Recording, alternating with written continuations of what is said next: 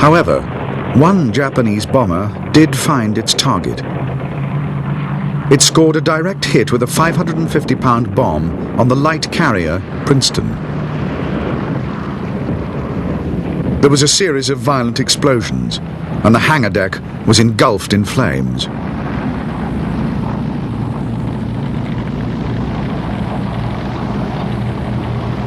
As most of Princeton's crew abandoned ship, the cruiser Birmingham closed and directed the firefighting effort. Suddenly, a tremendous explosion racked the carrier and raked the crowded decks of Birmingham with a storm of deadly splinters. 229 men were killed and 236 injured, to add to more than 100 fatalities already suffered by the crew of the doomed Princeton.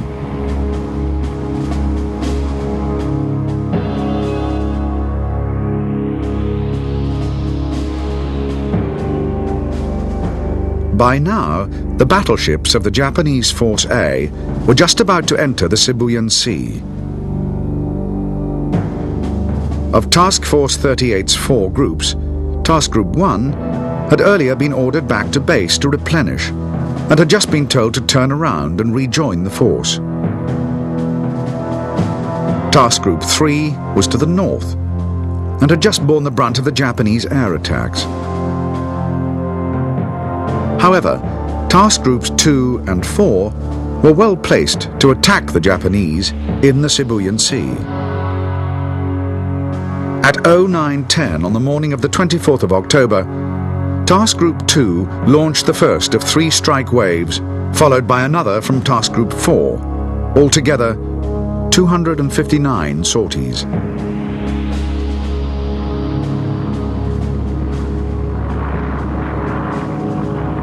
As they attacked the massive Japanese fleet in the Sibuyan Sea, the American planes met a wall of anti-aircraft fire.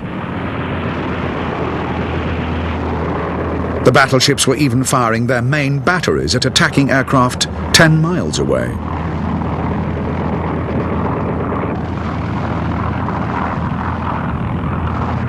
Japanese air commanders on the Philippines had chosen to attack the American carriers rather than defend Admiral Kurita's fleet, and so only a handful of Japanese fighters were patrolling over the ships.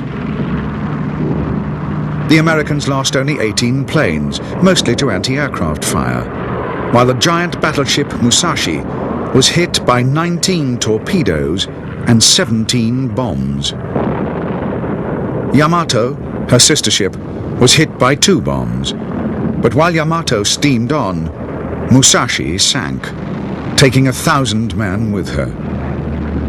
Heavy cruiser Miyoko was another victim, damaged so badly she had to return to base. Although the American pilots had sunk Musashi and cruiser Miyoko was knocked out, no other Japanese heavy ship was significantly damaged in the Sibuyan Sea.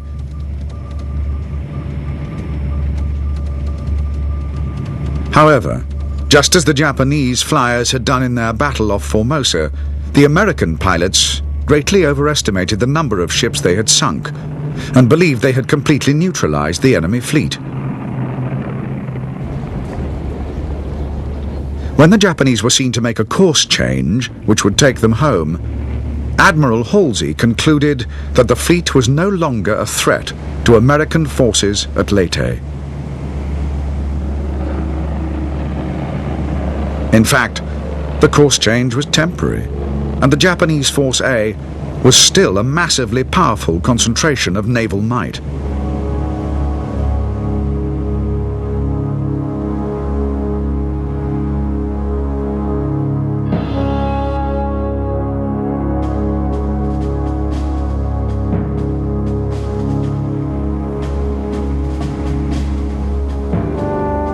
By the morning of October the 24th, the Japanese carriers of 3rd Fleet, led by flagship Zuikaku, was off northern Luzon.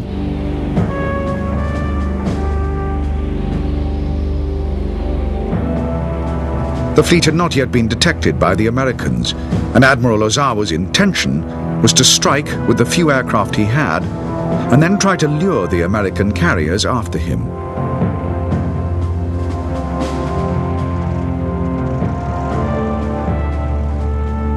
By 11:15, Ozawa's search planes had found the carriers of Task Group 3. 30 minutes later, Ozawa launched a 76-plane strike.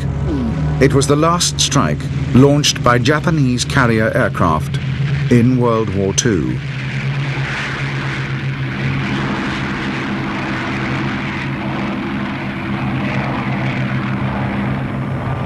Almost all the attacking aircraft from Ozawa's carriers were intercepted by American fighters, and many were shot down. The task group's anti-aircraft fire accounted for more, and only a few Japanese planes broke through to launch their bombs and torpedoes. They failed to hit a single ship, and only a handful of Japanese aircraft survived.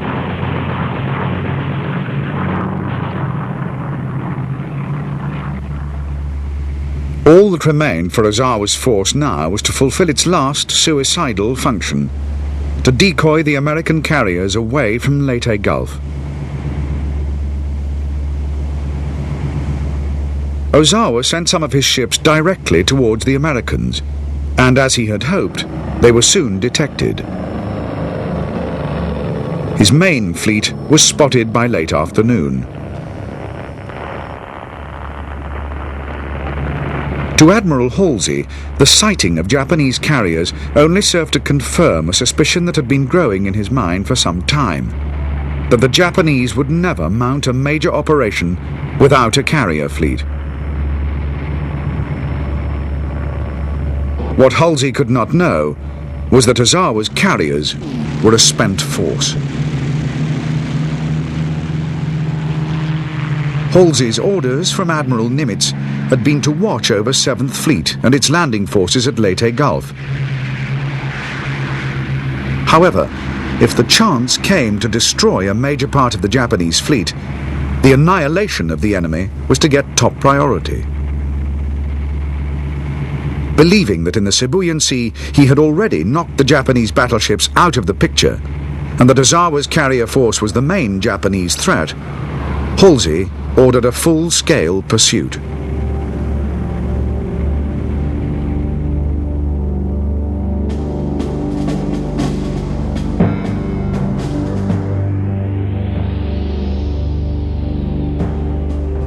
It had been Task Group 3 off Luzon that had found the carriers of Admiral Ozawa's 3rd Fleet.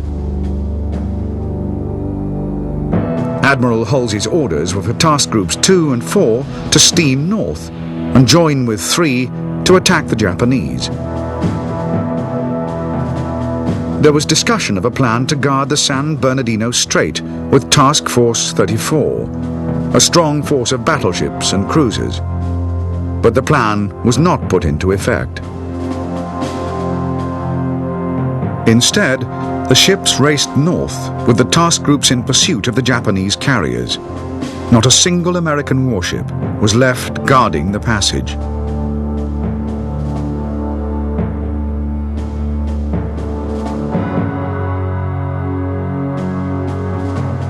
By now, Force A, with its 4 surviving battleships, had left the Sibuyan Sea and was poised to pass through the San Bernardino Strait. It completed the passage in the early hours of October the 25th.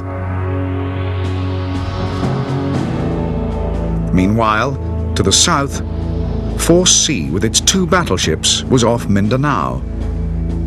50 miles behind followed the cruisers of 5th Fleet. Although the Americans had lost track of the northern Japanese pincer, their aircraft had spotted Force C. And they were now sure an attempt was about to be made to reach Leyte Gulf through the Surigao Strait.